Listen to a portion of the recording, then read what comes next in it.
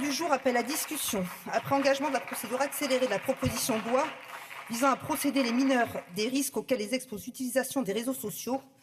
La parole est à Madame Laure Miller, rapporteure de la Commission des affaires culturelles et de l'éducation.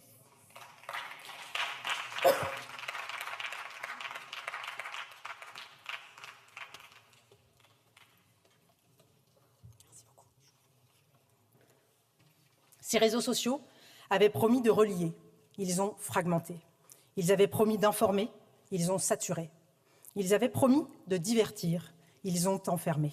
Le constat est sans appel.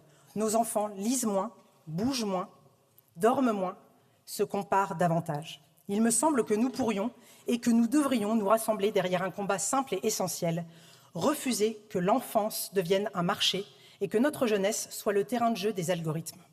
Initial. Quant à ceux d'entre vous qui estiment que l'éducation seule suffit. Je vous remercie. La parole est à Monsieur Louis Boyard.